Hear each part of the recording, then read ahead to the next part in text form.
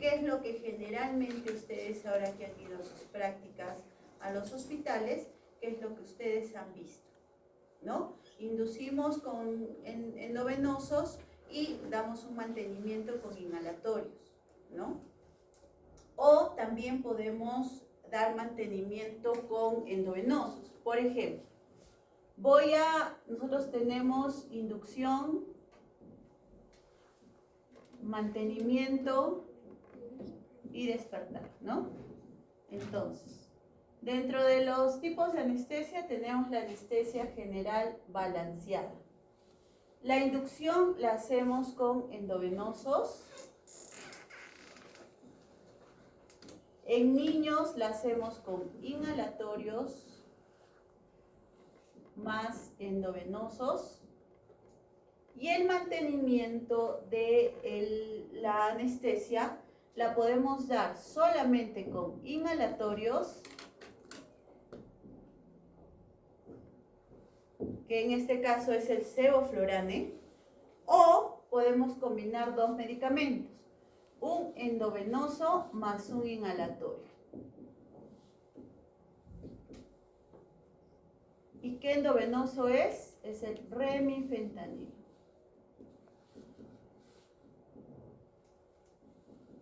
Que es un opioide de acción ultra rápida. ¿Y qué me permite, en este caso, qué me permite el remifentanilo? ¿O por qué es importante? No sé.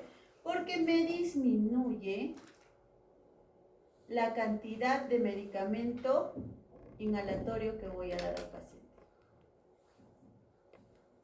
Por ejemplo, más rato vamos a hablar de concentración alveolar mínima, que es la cantidad mínima de inhalatorio que tiene que ingresar al paciente para generar ciertas acciones en el paciente.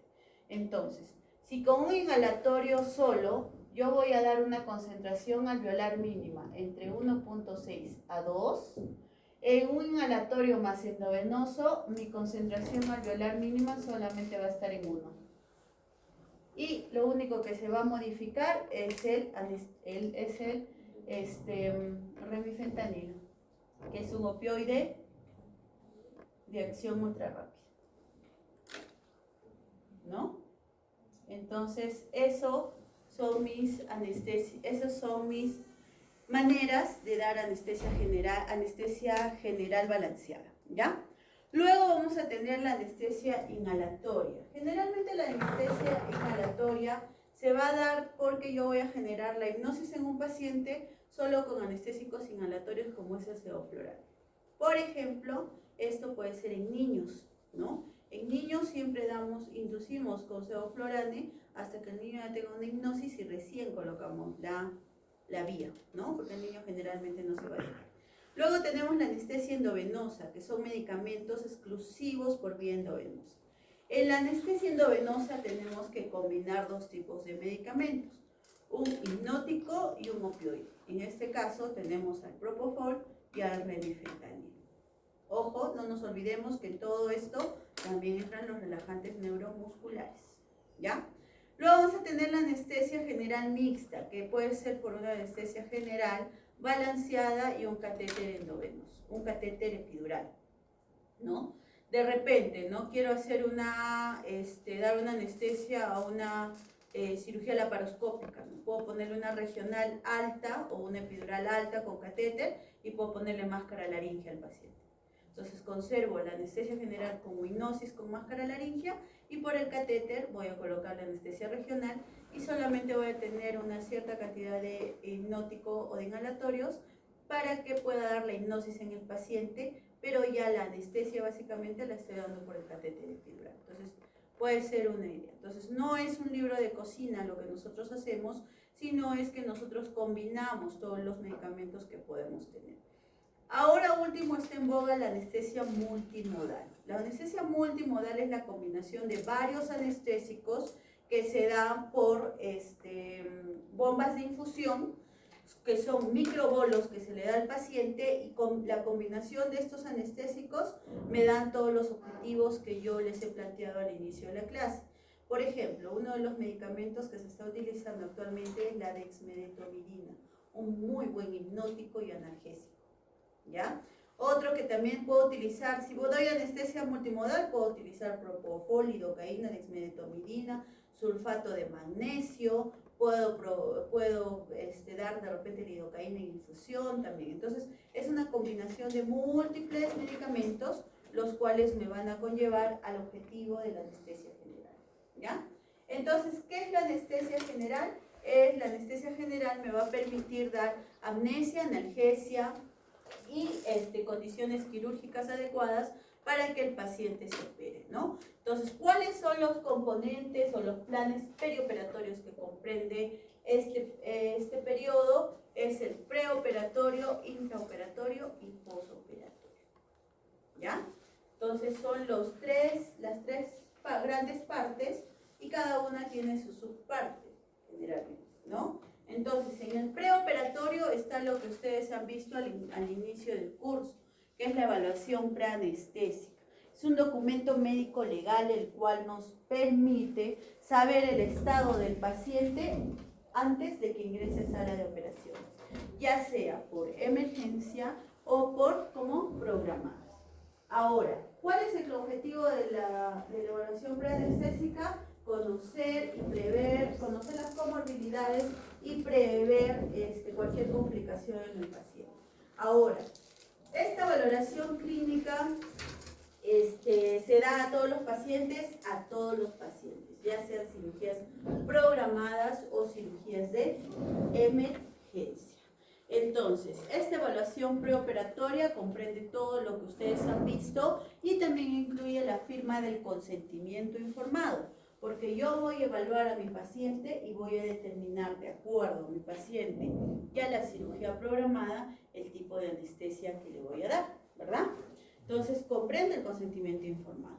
Luego voy a tener que ver en evaluación preanestésica si este paciente está bien hidratado o no. Por ejemplo, en el IREN, donde yo trabajo, tengo pacientes con cánceres gástricos que no han comido una semana, 2 semanas y están con una depresión hídrica.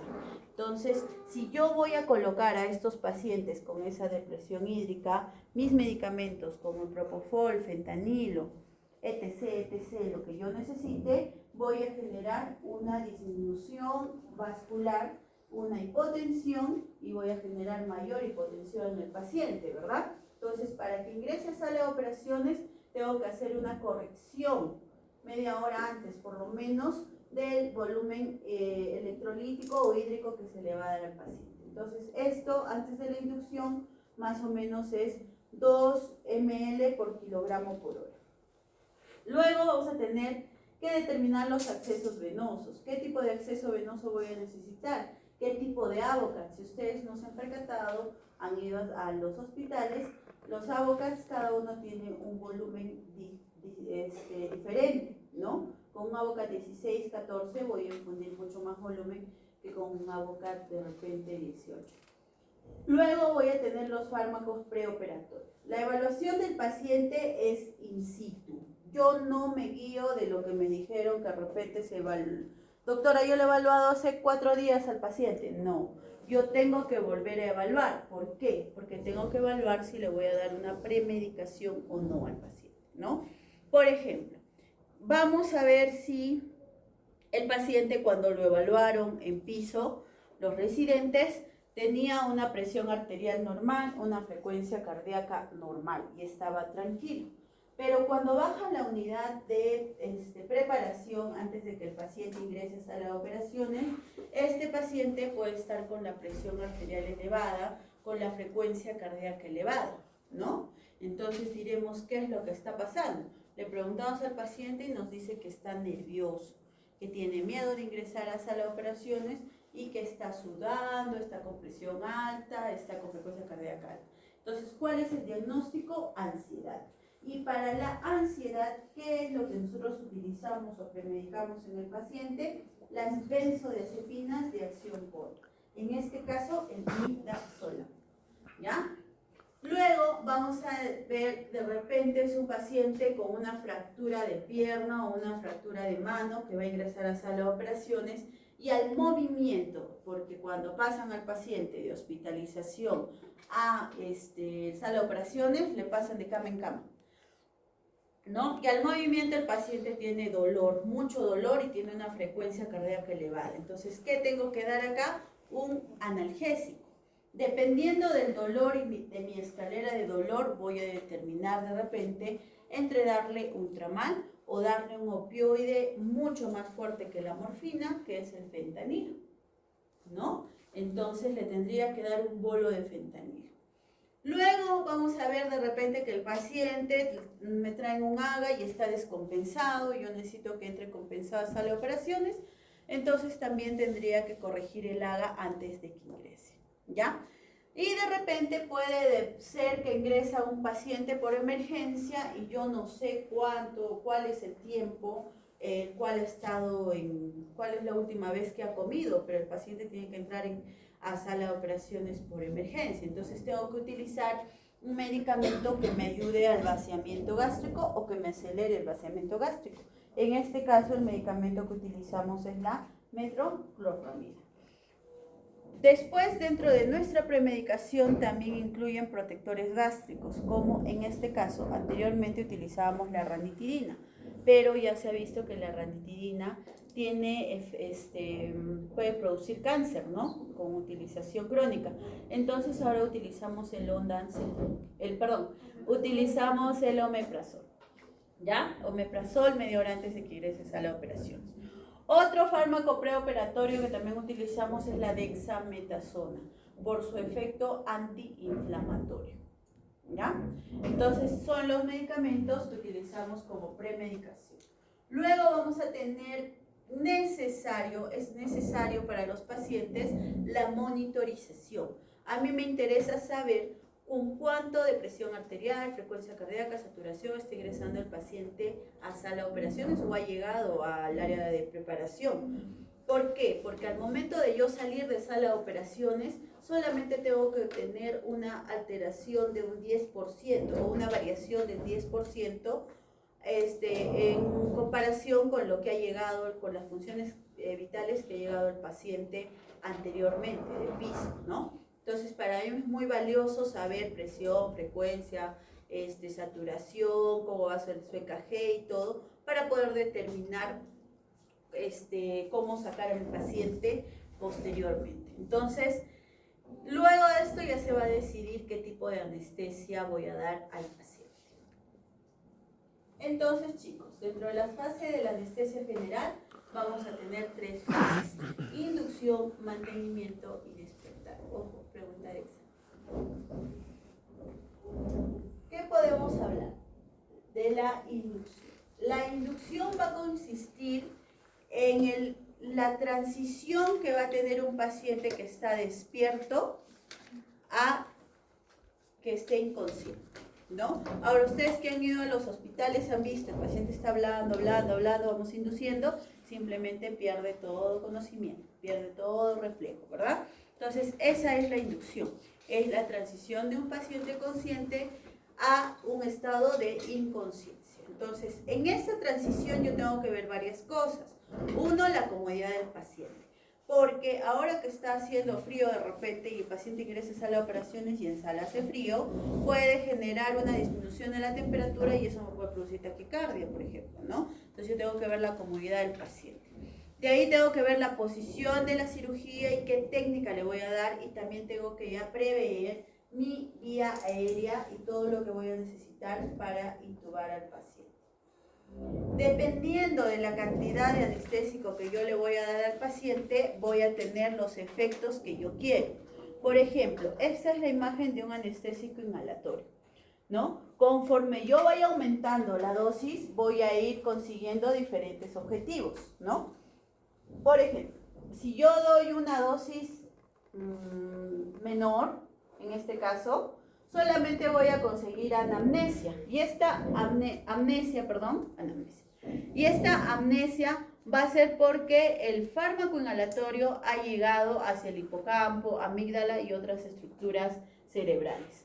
Si yo voy aumentando la dosis, voy a conseguir inconsciencia. Y esta inconsciencia es porque el fármaco me está llegando a nivel cerebral también, pero a la corteza, al tálamo y estructuras subcorticales. Si yo voy aumentando la dosis, voy a conseguir inmovilidad. Y esta inmovilidad es porque el anestésico general ha llegado a tener efecto a nivel de la médula espinal. Entonces, de acuerdo al objetivo, es lo que yo voy a buscar hacer en mi paciente. Entonces, en la inducción tenemos 3 pilares. 1, la analgesia, 2, la hipnosis y 3, la relajación. Son los 3 pilares o son los componentes de la anestesia. Ojo, pregunta de examen. Entonces, lo primero que yo tengo que buscar en la anestesia es la analgesia. Ustedes que han ido al hospital, ¿qué es lo primero que colocamos para dar una anestesia general balanceada? Fentanilo. ¿Qué cosa? Ajá. ¿Y para qué van al hospital, chicos, si no van a ver qué cosa es lo que están colocando sus asistentes? O se ponen al costadito, paraditos, ahí calladitos y solo miran las jeringas. No es eso. Ustedes tienen que observar todo lo que está pasando a su alrededor. Lo primero que le ponemos para dar analgesia al paciente es el fentanilo, ¿ya? Dependiendo del tipo de anestesia que yo le voy a dar al paciente. Dosis de 1 a 3 microgramos por kilogramo de peso y el tiempo de inicio de acción es de 2 a 3 minutos. Algunas literaturas dicen que su pico máximo de analgesia es a los 5 minutos. Dependiendo del tipo de anestesia, puedo también dar de repente remifentanilo, ¿no? Entonces ya voy cambiando. Hemos dicho que el fentanilo es un opioide de acción rápida y el remifentanilo es un opioide de acción ultra rápida. Luego de esto, entre la analgesia y la hipnosis, voy a colocar mis coadyuvantes, dependiendo, ¿no? En este caso utilizamos la lidocaína. La lidocaína nos sirve para 2 cosas. 1, produce cierta analgesia también y nos produce un efecto antiinflamatorio a nivel de la boca porque va a haber una intubación y también nos inhibe ciertos reflejos. Y por segundo, también nos va a generar una cierta analgesia en el pase del propofol, porque el propofol duele cuando se le coloca por vía endovenosa al paciente. Entonces siempre intentamos que no sea tan traumático el hecho de que el paciente pueda ingresar a sala de operaciones. En este caso, de repente voy a colocar un sulfato de magnesio, de tomidina, no lo sé, pero la lidocaína es lo principal que colocamos y tiene un tiempo de acción de 1 minuto. Luego vamos a tener el segundo componente, que es la hipnosis. La hipnosis la vamos a dar de diferentes maneras. Por ejemplo, si voy a dar una anestesia, va a depender mucho del paciente, ¿ya? Si es un paciente estable, que no tiene ninguna comorbilidad, y es un paciente de repente que esté ingresando como anestesia, como cirugía programada, tengo un hipnótico que es el propofol, ¿ya? Entonces, si es un paciente estable, sin ninguna complicación, el propofol me va a generar o me va a dar sus efectos, pero sin causar daño al paciente. ¿Qué efectos me refiere? Me refiero es que el propofol disminuye todo, a nivel cardiovascular, a nivel cerebral, a nivel respiratorio, disminuye todo, ¿no? Entonces, en un paciente sin ninguna complicación, sin nada, puedo dar normal, sin problemas, el propofol, ¿ya? ¿Y qué sucede en un paciente que de repente tiene hipotensión, ¿no? Tengo un paciente con una hipotensión, que está viniendo deshidratado, que no tiene de repente una buena presión, al momento de medir la presión está en 70-50 de presión, y si le pongo propofol definitivamente voy a generar una hipotensión mucho más marcada, y en este paciente ya no lo voy a poder sacar, me puede hacer un paro cardiorrespiratorio, un paro cardíaco, ¿verdad?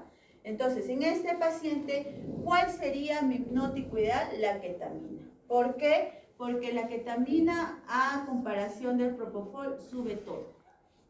Sube a nivel cardiovascular, podemos entonces deducir que sube la presión arterial, sube la frecuencia cardíaca, a nivel cerebral, sube aumento del PIC, a nivel respiratorio no me produce ninguna alteración y el paciente puede estar respirando normal, no me produce mucha hipnosis como el propofol. Entonces, tenemos 2 hipnóticos los cuales puedo utilizar en mis pacientes. Y estos hipnóticos va a depender mucho del tipo de paciente en el cual vaya a dar anestesia. Y otro hipnótico es también el sevoflurane, que el sevoflurane como hipnótico lo preferimos en niños, ¿no? Ojo, estoy hablando ahorita de inducción, todavía no estoy entrando a mantenimiento. ¿Ya? Recuerden eso porque también es una pregunta de examen. El tercer componente es la relajación. La relajación la puedo dar de diferentes maneras, también dependiendo del paciente y también de mi objetivo. Pero no voy a hablar mucho porque ustedes van a exponer la próxima semana todo lo que son relajantes. Dentro de las relajantes yo voy a tener relajantes neuromusculares no despolarizantes y relajantes neuromusculares despolarizantes. Entonces cada uno de ellos también tiene su indicación en el paciente. Entonces, ¿cómo va a ser la inducción en mi paciente y qué es lo que hago? Esto es una línea de tiempo y esto es lo que ustedes están viendo cuando van a sus clases prácticas. La inducción o la manera de inducir de una anestesia general balanceada. Entonces hemos dicho que mi primer eslabón, mi primer componente de la anestesia general es la analgesia. Entonces voy a agarrar y voy a generar al minuto 0 que yo ya mi paciente esté preparado, porque antes de comenzar a inducir yo a mi paciente tengo que preoxigenarlo. ¿Y cómo lo preoxigeno? Con máscara, con bolsa de reservorio. ¿A cuánto? Más o menos entre 6 a 8 litros. ¿Ya? Entonces mantengo un frío bastante elevado.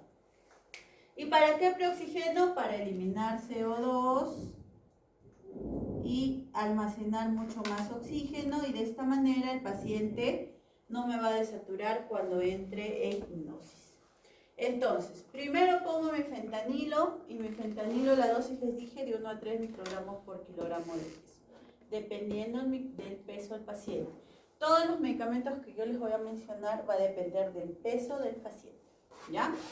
Coloco mi fentanilo, y ustedes no sé si se han percatado que cuando nosotros colocamos el fentanilo, le decimos al paciente, ¿no? Señora, usted va a sentir mareos, no se va a ir a asustar. Por favor, estamos comenzando con la anestesia. ¿Y qué significa el mareo en el paciente? Es que el medicamento ya está llegando al sitio efecto que yo necesito.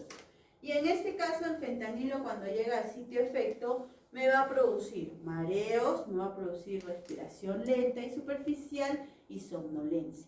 Dependiendo de la dosis, algunos pacientes con el fentanilo nada más se quedan ya medio dormitados. Entonces tenemos que despertarlo para que siga respirando.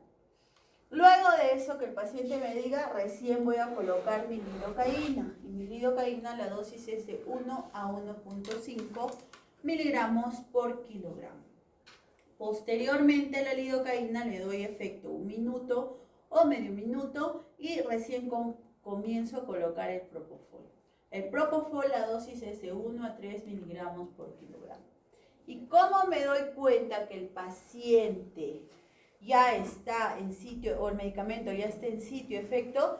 Porque el paciente ya no me va a responder a su nombre y va a entrar en apnea, ¿ya? Y va a perder el reflejo palpebral o el reflejo corneal. Entonces, una vez que mi paciente ya ingrese a apnea, yo lo que voy a hacer es probar si es ventilable o no el paciente, ¿ya? Yo pruebo que el paciente es ventilable, recién coloco el relajante neuromuscular. En este caso les he traído de ejemplo el rocuronio. La dosis es de 0.6 a 1.2 miligramos por kilogramo de peso. Una vez que coloco el rocuronio, tengo que esperar a que el rocuronio haga efecto. Por lo menos son unos 2 minutos. Si ustedes se han percatado, después de probar que es ventilable, colocamos el rocuronio y seguimos ventilando al paciente, ¿ya? Y esta ventilación es aproximadamente 2 minutos. En estos 2 minutos, ¿qué va a suceder? el músculo cervical y los músculos de la cara se van a relajar y no voy a tener ninguna resistencia del paciente para poder intubarlo. Entonces, puedo decir que mi paciente está en plano anestésico y ya puedo intubarlo. Al momento de intubar, el paciente no me tiene que tener ninguna alteración hemodinámica, ni tampoco se debe mover, ¿no? Si no, es que el paciente no esté en plano o mi dosis de medicamentos ha sido insuficiente para el kilo de peso que tenga el paciente. ¿Tengo maneras de comprobar esto? Sí, tengo maneras de comprobar. Por ejemplo, ¿tengo manera de comprobar la hipnosis por el propofol? Sí. ¿Con qué puedo comprobar esto? Con el BIS, ¿ya? El BIS es una vincha y ya vamos a hablar más adelante del BIS. Recuerden que es para comprobar la hipnosis del propofol. ¿Tengo manera de comprobar la relajación en el paciente? Sí. Y para comprobar la relajación en el paciente tengo el TOF. Y eso lo van a hablar la próxima semana en sus exposiciones, ¿ya? Entonces, eso es todo lo que ustedes están viendo. Ayer tenía mis alumnitos me preguntaban, doctora, ¿y solamente esto tienen? ¿Estos laringoscopios tienen? No, nosotros tenemos mucho más insumos que podemos utilizar en el paciente. Por ejemplo, lo que ustedes han visto o con lo que ustedes han hecho la laringoscopía el día de ayer es una pala rígida, pero nosotros tenemos palas articuladas. ¿Y a qué se define palas articuladas o las palas McCoy? Que son en la punta de la pala se puede mover, solo la puntita. Entonces, si ingreso a hacer mi laringoscopía y veo que es un Cormac 3, yo puedo mover la puntita y puedo convertir en un Cormac 2. Luego voy a tener, estas son las que ustedes vieron ayer, las Macintosh, y tengo palas Miller, que son las rectas, que básicamente estas rectas se utilizan para pediátricos. También voy a tener todos los tipos de máscaras faciales, ¿no? A diferencia de lo que ustedes han visto en su ambubo acá, nosotros tenemos otro tipo de máscaras faciales que son mucho más adaptables a la cara del paciente. También voy a tener todos los tipos de tubo de Guedel o tubo orofaringio. También nosotros contamos con máscaras laríngeas, ¿ya? Que son para intubaciones difíciles. También tenemos nuestro videolaringoscopio. Dependiendo de lo que busco, puede ser descartable o puede ser de un solo uso. O reusables, perdón. También contamos con broncofibroscopio. También hacemos intubaciones con broncofibroscopía. Y por último, tenemos también guías especiales, que es la guía que ustedes están viendo en la parte superior, que es una guía azul larga, que es diferente a la que ustedes han visto el día de ayer. Y esta guía simplemente hacemos la laringoscopía, meto la guía hasta chocar con la bifurcación y una vez que esté ahí ya me haya asegurado y recién ingreso el tubo endotraqueal. Hace una semana tuvimos una intubación difícil en el hospital con un paciente con cáncer de lengua que estaba ocupando toda la parte posterior, ¿no? Entonces no nos permitía intubar, tuvimos que hacer una intubación paciente despierto, porque también hacemos intubaciones pacientes despiertos y utilizamos nuestro buggy. Esa guía se llama buggy. Utilizamos el buggy y sí pudimos intubarla para que le hagan una traqueostomía al paciente. Entonces, lo que dice la normativa es que en todos los hospitales debe haber un coche de vía aérea difícil, así como el coche que ustedes ven de paro, nosotros también tenemos nuestro coche de vía aérea difícil, ¿ya? Entonces, chicos, acá vamos a ver una intubación con videolaringoscopio, ¿ya? No puedo bajar el volumen, pero no se me está explicando. Ya la paciente está con inducción, el videolaringoscopio se introduce por la parte media y en esta parte estamos viendo la epiglotis. Una vez que levanta la epiglotis voy a ver las cuerdas vocales. Veo las cuerdas vocales y ingreso mi tubo endotraqueal, todo por videolaringoscopio. Si yo voy a ver el Cormac en este paciente, básicamente es un Cormac 2. Termino la intubación, saco mi videolaringoscopio.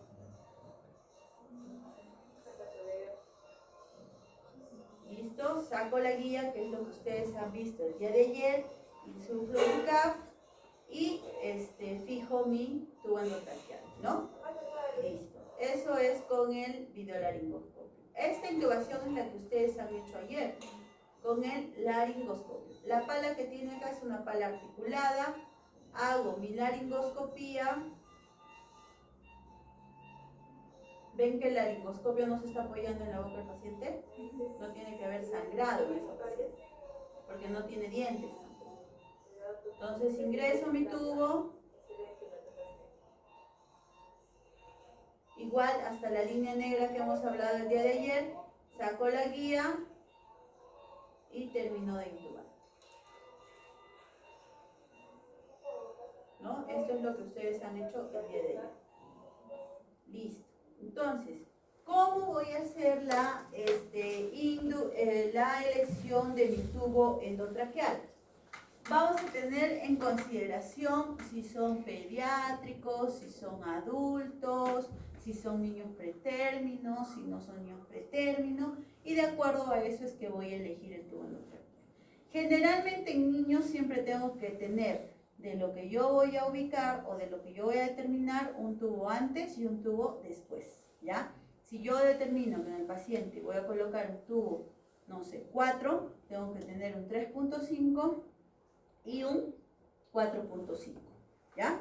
Porque no son específicos los números, los tubos en los niños. Ahora, en los niños, sobre todo prematuros, y niños menores de 1 año, se intuba al paciente de preferencia con tubo sin CAF. Entonces, solamente el tubo tiene que ser el mismo tamaño de la apertura para que bloquee esa apertura, ¿ya? Entonces, acá quito el mito de que el CAF sirve para fijar el tubo, ¿no? Porque si sirve para fijar el tubo, ¿por qué intubo a mi paciente sin CAF?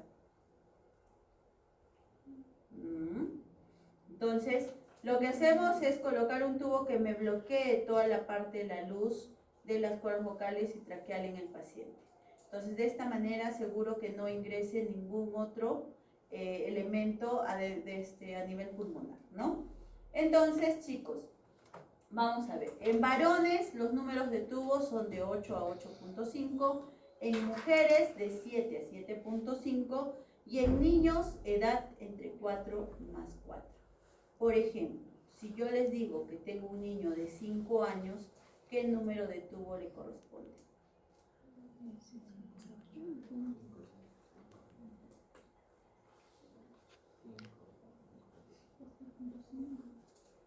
¿Cómo?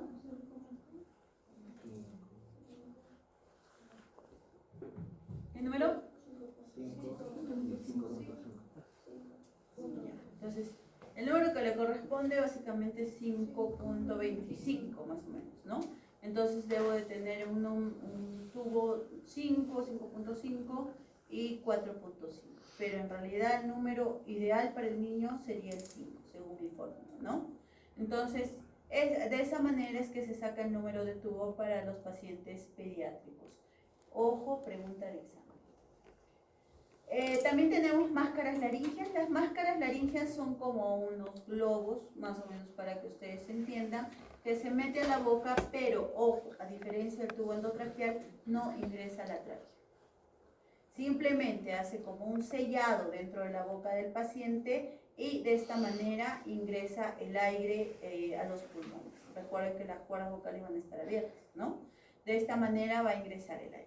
A diferencia del tubo endotraqueal, las máscaras laringeas las vamos a utilizar por kilo en el paciente. No por ni varón, ni mujer, ni nada, sino es por el peso del paciente, ¿no? Por ejemplo, en una persona que pesa entre 30 y 70 kilos, un tamaño de la máscara laringea es 3, por ejemplo, ¿no? Entonces, en un paciente mayor de 90 kilos, la máscara laringea número 5, ¿no? Entonces, en la máscara laringea sí nos indica, de acuerdo a los números, para cuánto tipo de peso es, ¿ya? A diferencia del tubo endotraqueal. Entonces, esto de acá es una máscara laringea.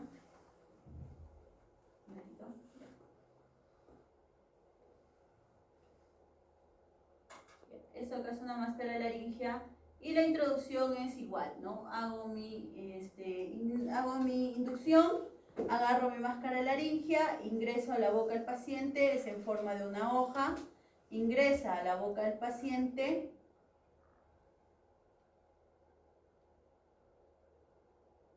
Una vez que ingresa voy a meter todo y voy a sentir un tope, y ese tope es básicamente la entrada de las cuerdas vocales, ¿no?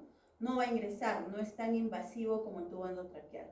Se queda ahí simplemente y insuflamos. También nos indica la cantidad de aire que le tengo que meter. Algunos son 20 cc, otros son 30.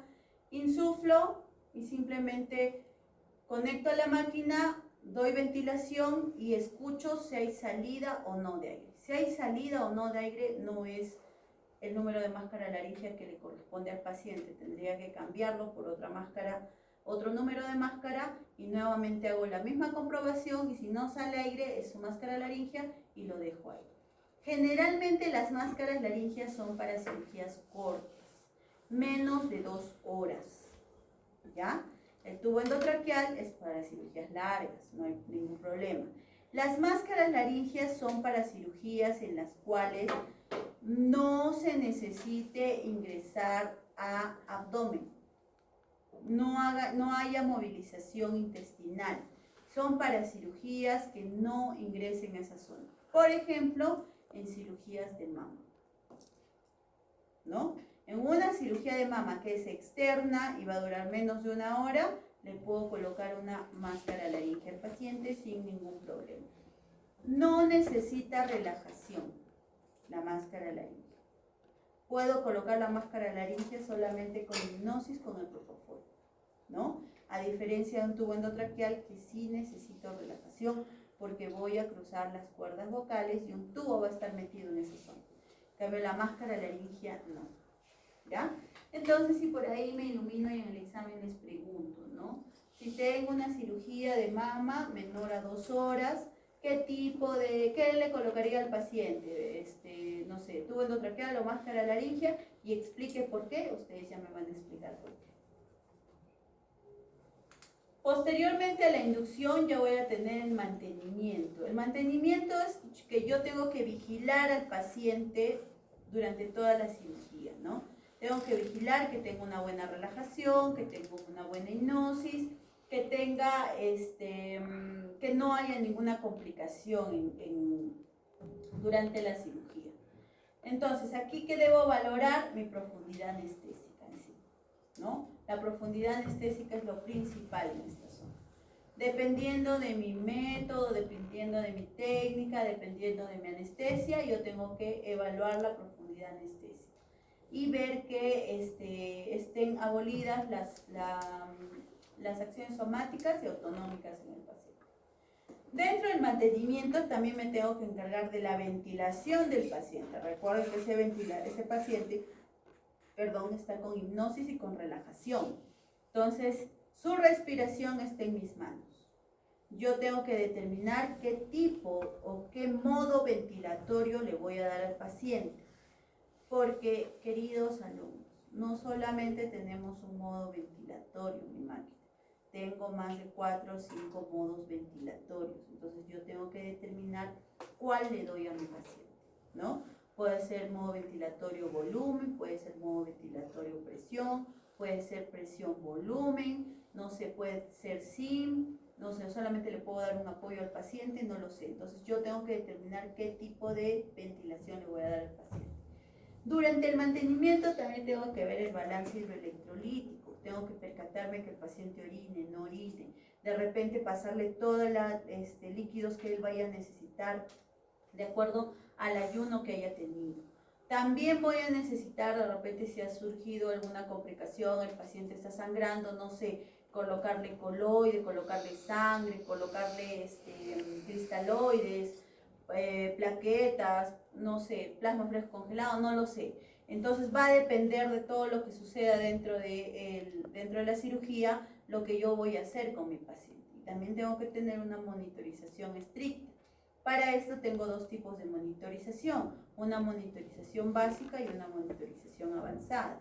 La monitorización básica es lo que ustedes han visto: presión arterial, EKG, frecuencia cardíaca, saturación, y algunos incluyen temperatura. Pero la monitorización avanzada ya es invasión en el paciente. Colocarle un CBC, ver su presión venosa central, colocarle una línea arterial. La línea arterial es un catéter que se pone en la arteria radial básicamente y nos indica en el segundo los cambios de presión arterial que puedan tener los pacientes. Entonces también es de repente colocarle un TOF, colocarle un BIS, no lo sé. Entonces va a depender del tipo de cirugía. Por ejemplo, la semana pasada, sí les conté a mi paciente que sangró 800.000, ¿no? Ya, entonces en ese paciente, ¿qué le he pasado? Plasma, plaquetas, sangre, le he pasado coloides. Entonces ese es el manejo del mantenimiento en el paciente básicamente que nosotros vamos a dar dentro de sala de operaciones. Entonces, ¿ahora se dan cuenta que no es fácil? No es que voy, intubo y lo dejo al paciente. No. Tenemos que ver varias cosas, ¿no? Ahora, de repente ya por flojera le dejamos al residente, pero el residente siempre está advertidito de que nos tiene que avisar cualquier cosa que pase. Entonces yo tengo que ir viendo. Ahora, si yo dejo al residente, yo no lo dejo al residente solo, sino le miro a la enfermera y le digo una visita a mi residente, y ya si el residente no me avisa, la enfermera viene corriendo y avisarme.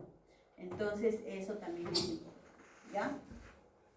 Aquí hay algo muy interesante, ¿no? Anteriormente y actualmente también lo hacemos, aunque a veces por flojera no, pero sí nos indican muchas cosas.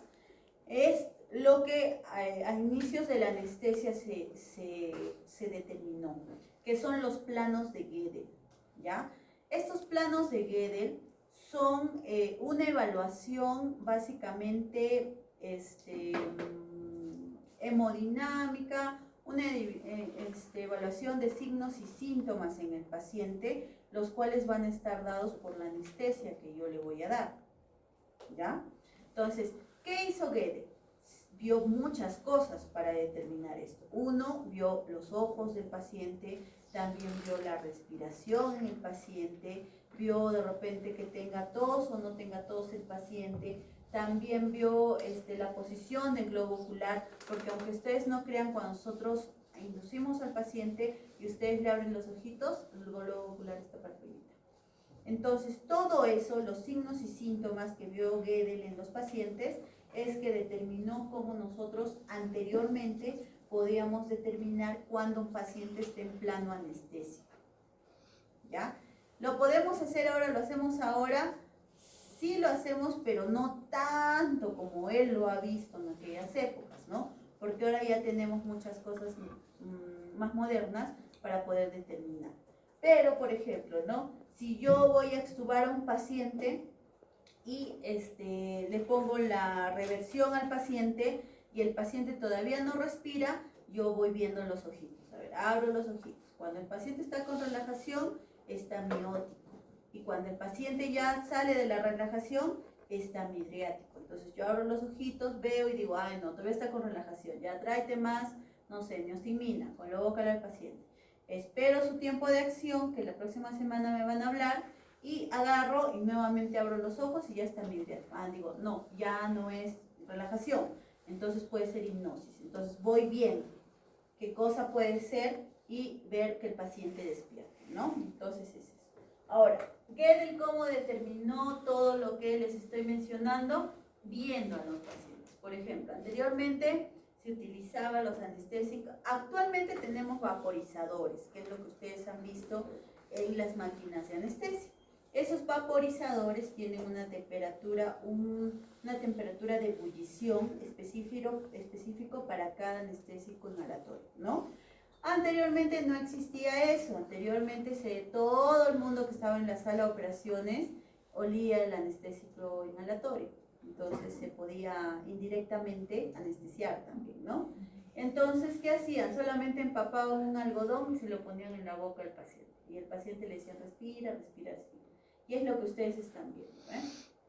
Entonces, ¿qué es lo que generaba? Agarraba el algodón y iba dándole gotitas a gotitas. Lo primero que generaba era una tos en la paciente, ¿no?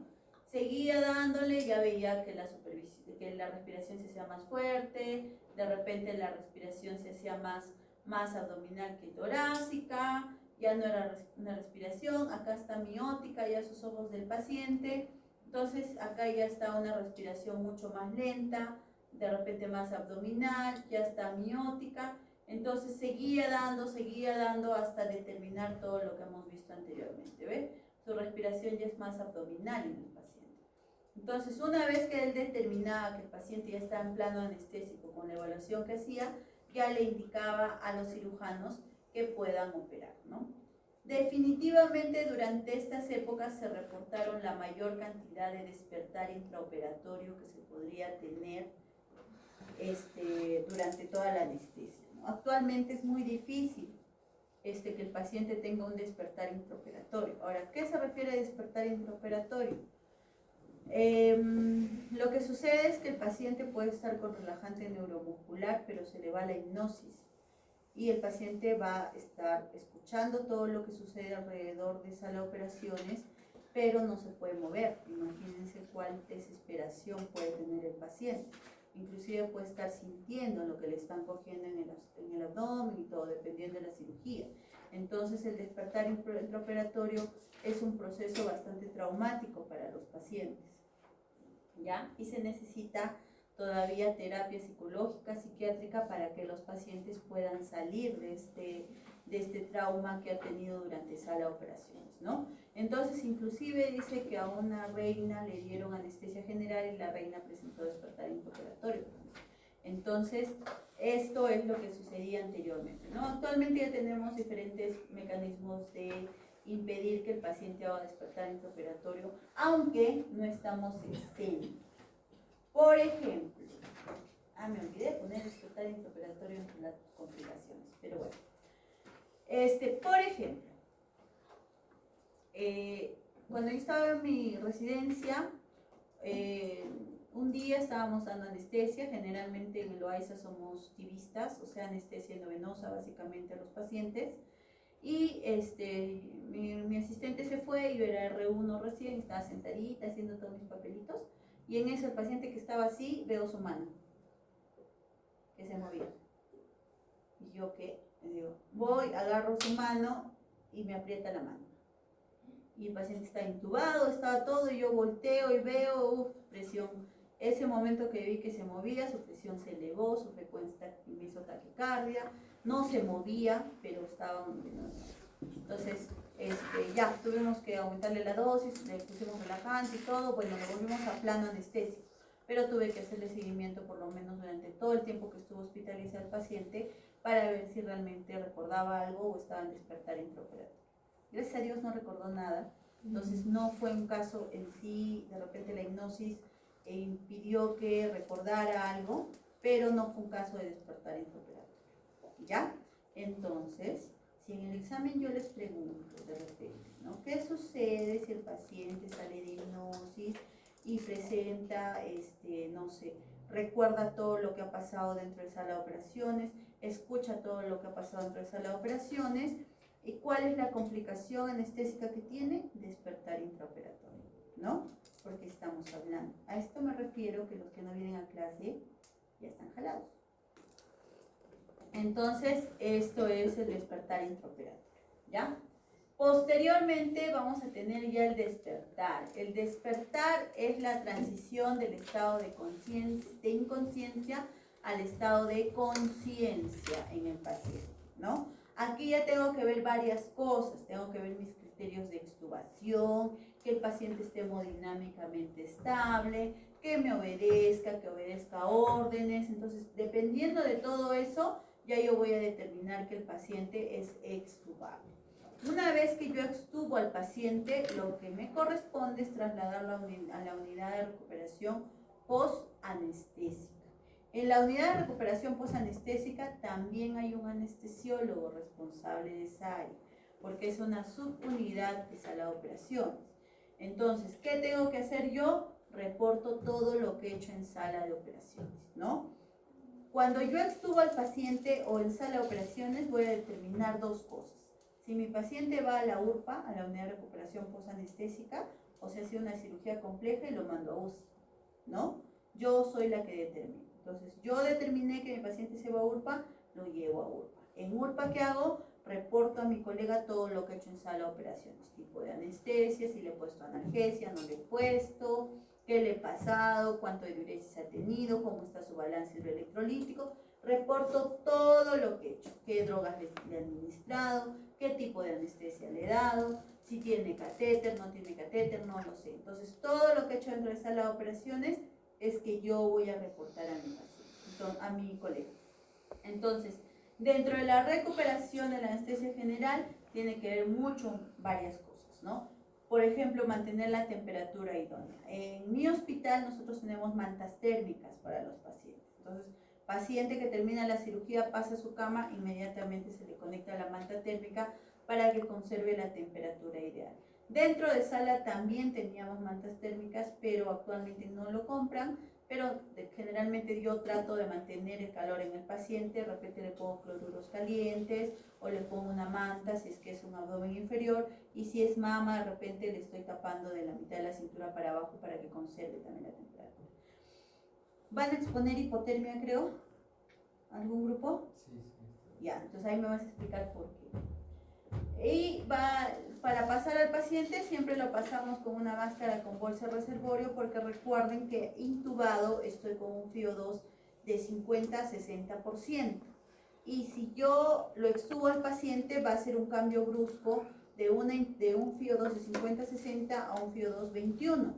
Entonces, para no generar ese cambio brusco y para que sea una transición, siempre lo sacamos con máscara con bolsa reservorio a un FIO2 de 50 a 60, y progresivamente en URPA le van bajando el oxígeno hasta que ya desteten el paciente, ¿ya? Entonces, esto es a lo que me refería anteriormente, cómo realizaban las anestesias, ¿no? La máquina de anestesia está en este lado, es una máquina de anestesia antigua. Como ustedes, si ustedes se dan cuenta, no tiene monitor, no tiene nada, ¿verdad?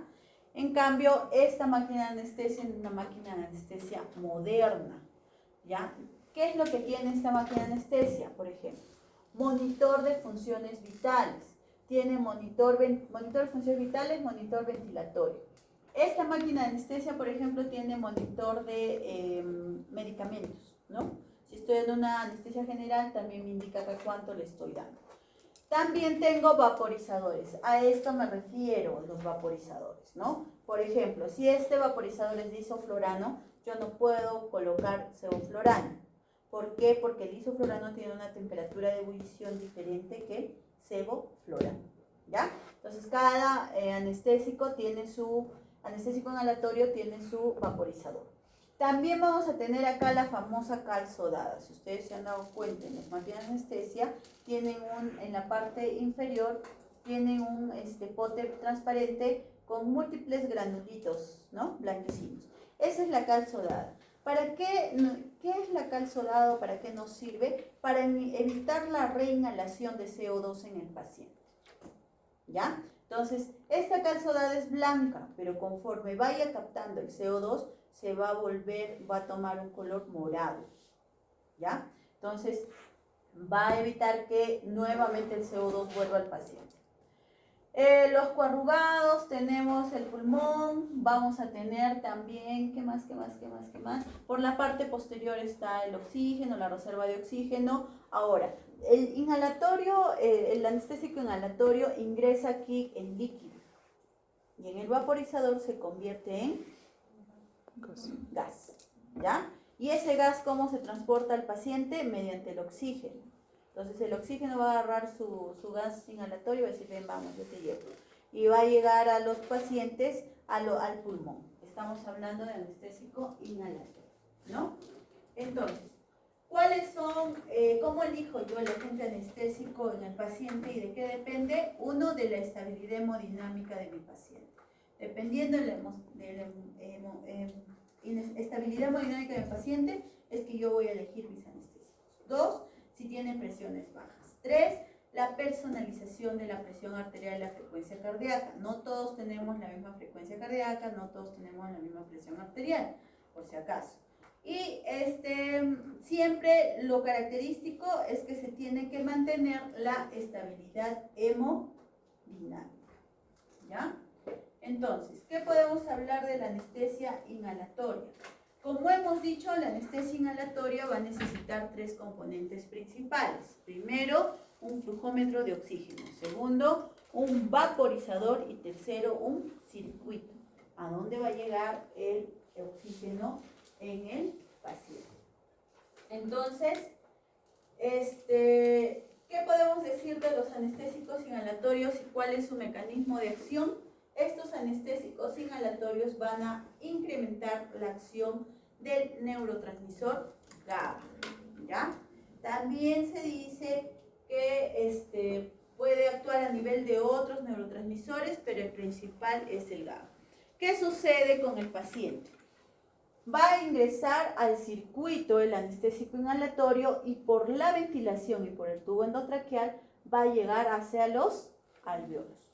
Una vez que llegue a los alvéolos va a ingresar al flujo sanguíneo pulmonar y de aquí se va a generar la redistribución a diferentes órganos, ¿no? A nivel pulmonar, a nivel del músculo y a nivel de grasa. Sí, también se acumula a nivel de grasa. Por eso los pacientes obesos a veces tardan en despertar por esta acumulación en grasa, ¿ya? Una vez que haga su efecto, va a volver a la sangre venosa mixta, va a regresar a los alvéolos y se va a eliminar.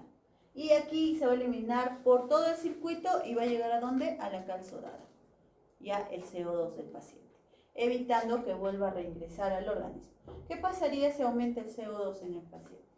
Si no hay calzodada y se genera una reabsorción de CO2. Acidosis, ¿qué más?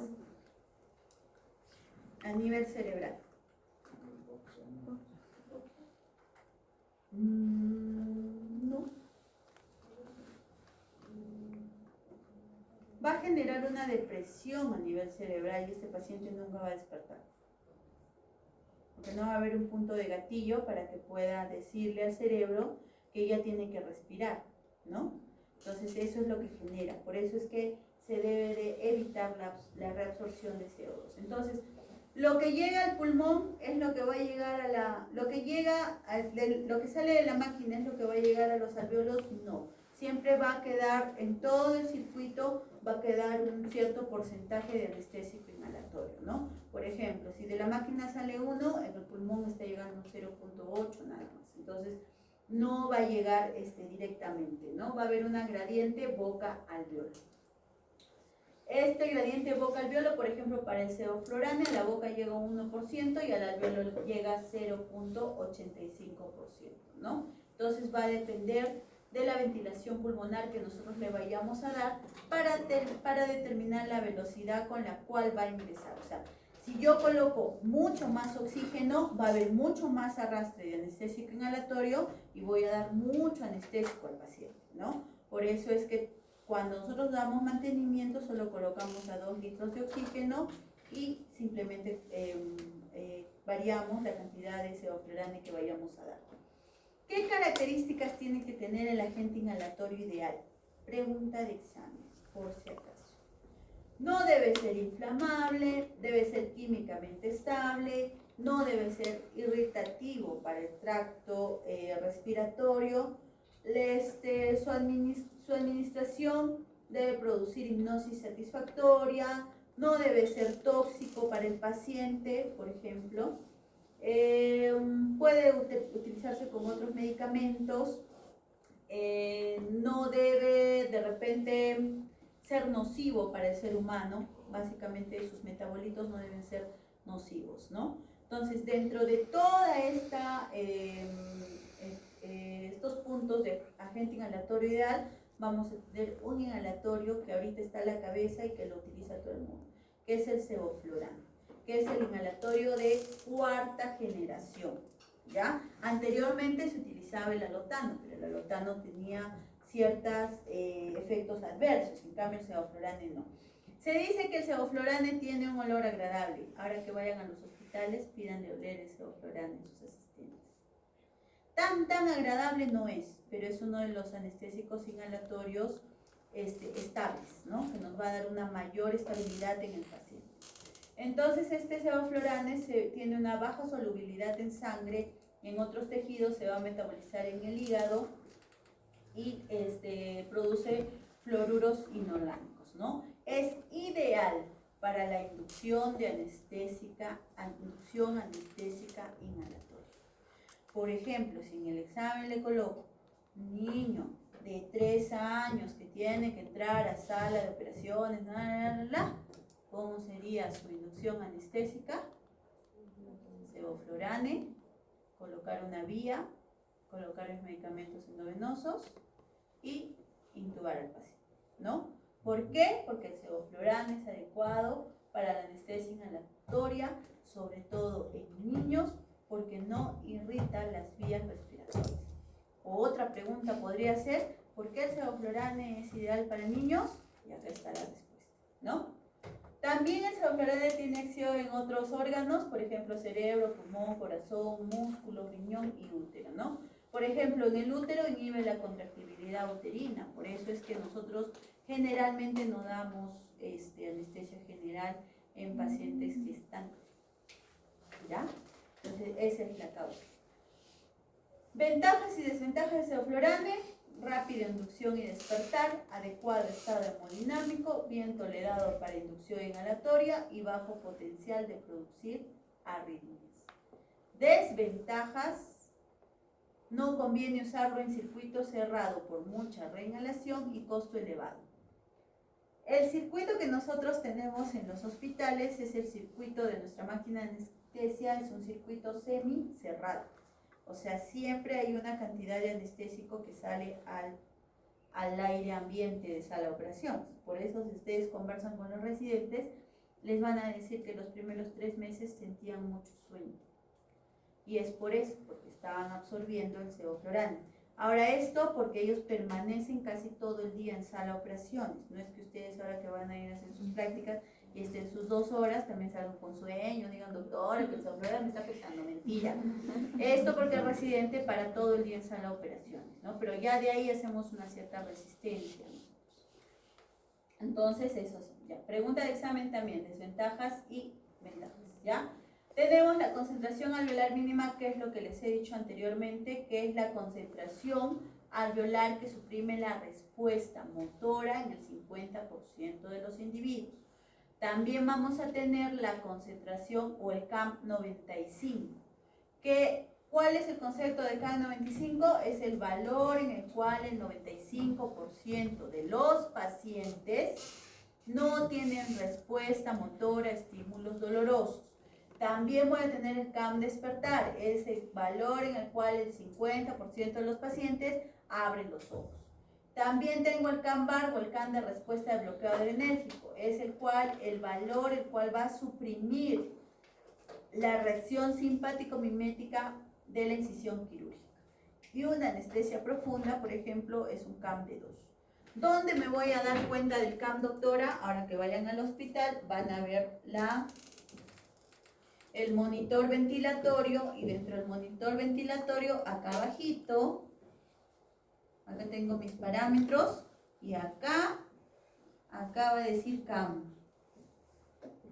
Y ahí ustedes se van a dar cuenta con cuánto de CAM están utilizando para dar esa anestesia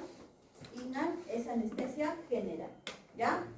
Van a hablar la próxima semana de hipertermia maligna, entonces pasamos a la anestesia endovenosa. La anestesia endovenosa, como les dije anteriormente, es una anestesia que se va a dar mediante una infusión.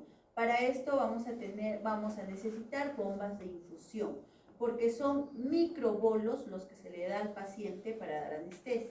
Si ustedes me dicen, doctora, ¿cuál de la anestesia inhalatoria o la anestesia endovenosa, cuál de los dos es más seguro? La anestesia endovenosa es mucho más seguro que el inhalatorio. 1, 2. Hay estudios que refieren que los inhalatorios que se han utilizado hace 30, 40 años todavía están en el ozono, ¿ya? Porque todavía no se eliminan, entonces tiene mayor contaminación ambiental. ¿Qué necesito? Una bomba de infusión. ¿Y esta bomba de infusión qué tiene que tener? Modelos matemáticos. Hay diferentes maneras de dar, diferentes modelos para poder dar anestesia endovenosa. Voy a necesitar que esta bomba tenga el target con infusión controlada, básicamente, ¿ya? Y y voy a necesitar una monitorización profunda de la anestesia en estos pacientes. ¿Y cómo voy a dar mi monitorización profunda? Mediante el BIS, que es lo que hablamos al inicio de clase, ¿verdad? Ya.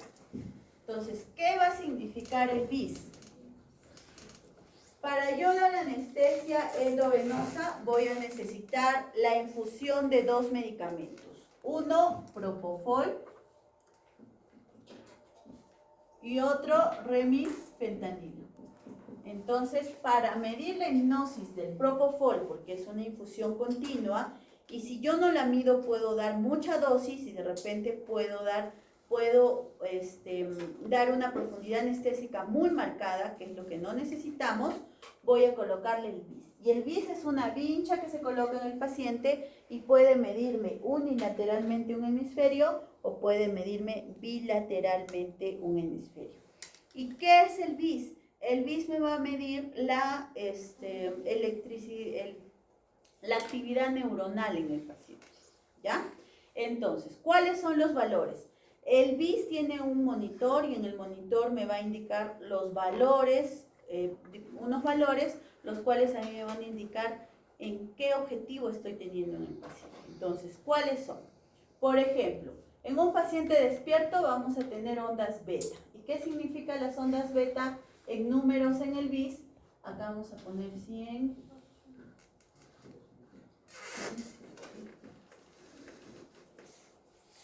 ¿Ya? Entonces, ¿qué sucede? 100 y 80 es un paciente despierto. Por ejemplo, ustedes ahorita están despiertos y deben estar más o menos en 90 de BIS, ¿no? Y un paciente anciano más o menos debe estar en 80 o 70, más o menos, dependiendo. Entonces son ondas beta. Sedación moderada son ondas alfa. ¿Y qué numeración es? De 80 a 60. Sedación. ¿Ya? Luego, anestesia general son ondas teta. ¿Y en el BIS qué me indica? De 60 a 40. Son anestesia general. Una anestesia profunda son las ondas delta. Y esto me indica de 20 a 40. Anestesia profunda.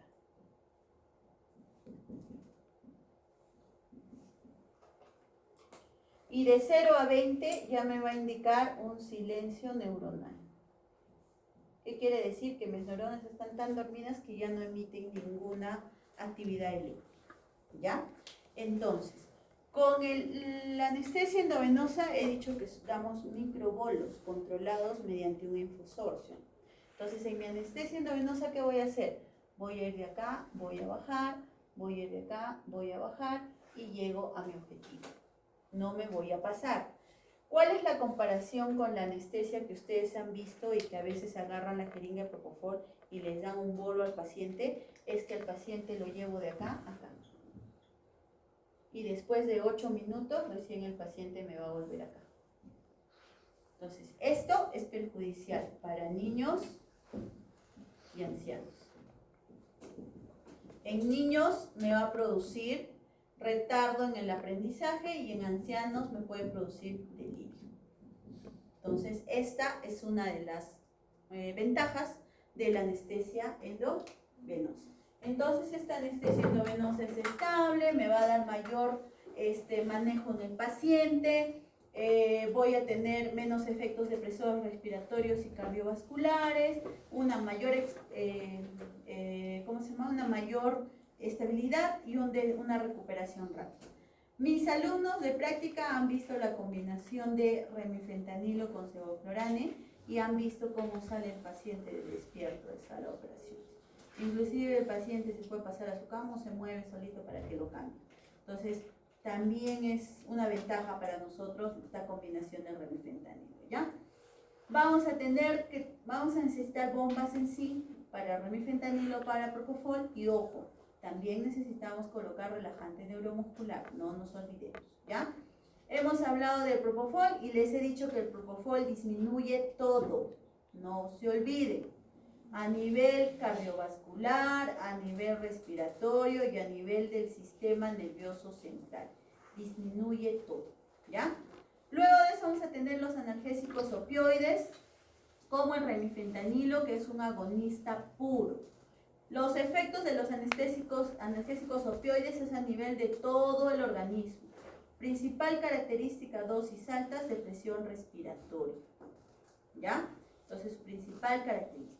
También había actualmente la postulación de anestesia libre de opioides, como la anestesia multimodal. ¿Por qué? Porque a nivel digestivo el opioide enlentece el peristaltismo intestinal y aumenta la estancia hospitalaria en el paciente. Entonces, por ese motivo es que también ahora se hablaba de anestesia libre de opioides, ¿ya? Luego vamos a tener la ketamina. A diferencia de la propofol, la ketamina va a aumentar todo, hemos dicho, ¿verdad? Eso es para que nunca se olviden. La ketamina aumenta todo. Pero a diferencia de propofol, la ketamina tiene una característica, produce disociación. Anteriormente lo consideraban como el anestésico de la verdad, porque el paciente, yo si le pongo ketamina, fuera de mi anestesia, le pongo ketamina, el paciente va a estar despierto, va a estar con los ojos abiertos, va a estar respirando solo, pero va a estar disociado, o sea, no va a estar en este mundo, va a estar en otro mundo. O si no, se va a estar recordando de cosas que anteriormente ha pasado, o se va a estar recordando de Anita, de Juanita, de Pepita, no lo sé. Entonces, y el paciente comienza a hablar, por eso le decían la anestesia de la verdad, anestesia o el medicamento de la verdad, ¿no? Entonces, ese es el efecto característico de la ketamina, disociación. Ojo, puede ser pregunta de examen. Luego tenemos a la dexmedetomidina. La dexmedetomidina es un muy buen analgésico, muy bueno. Yo lo he utilizado en cirugías grandes. Implica que el paciente en la noche ya se esté parando o después de la cirugía se esté parando para ir al baño. Es muy buen analgésico, pero ojo, esta dexmedetomidina tengo que cortarlo por lo menos 40 minutos antes de que termine la cirugía, porque si no el paciente nunca va a despertar. ¿Ya? Entonces, eso es uno de los efectos adversos que puede producir.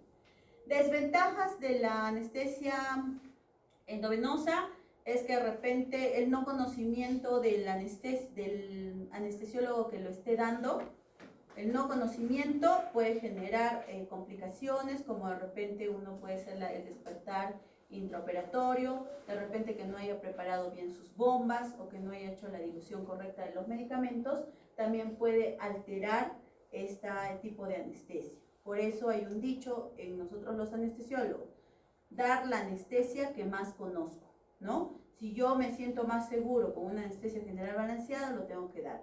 Si yo me siento más seguro con una anestesia endovenosa, la tengo que dar, ¿ya? Entonces, el TIVA, no se olvide, propofol y remifentanilo. Inducción y mantenimiento anestésico. Es un despertar rápido, disminuye las náuseas y vómitos porque el propofol también es considerado como antiemético. Da mayor estabilidad hemodinámica, menores complicaciones y menor tiempo de alta. Ya le dije ya. Corto todos mis medicamentos, el paciente tiene que salir despierto de sala de operaciones, ¿ya?